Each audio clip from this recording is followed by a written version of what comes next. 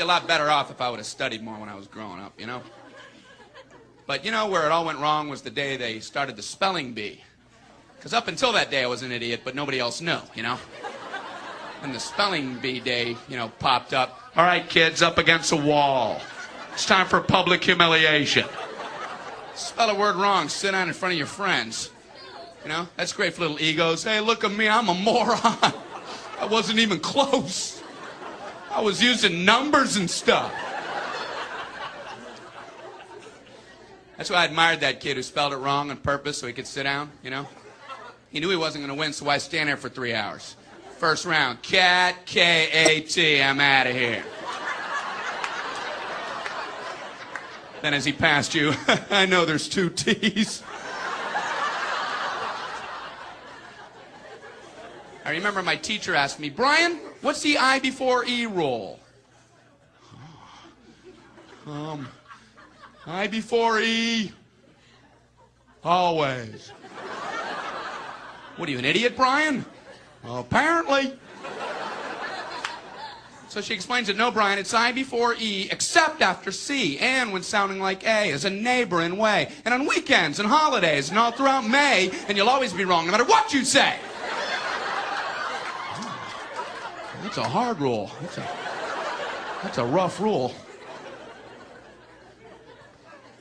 Plurals were hard, too. Brian, how do you make a word a plural? Oh, you put a S. You put a S at the end of it. When? On weekends and holidays. No, Brian, no, let me show you. So she asked this kid who knew everything, Erwin, what is he plural for? Ox. Oxen. The farmer used his oxen. Brian, what? Brian, what's the plural for box? Boxen. I bought 2 boxen of donuts. Oh, no, Brian, no. Let's try another one. Erwin, what is he plural for? Goose. Geese. I saw a flock of geese. Brian, what? Brian, what's the plural for? Moose. Moosin. I saw a flock of moosin. There are many of them, much moosin. Out in the woods, in the woodsin. The meat's wanting the food. Food is to eating, is it?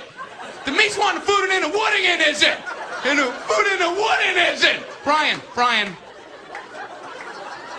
you're an imbecile. Imbecilin'.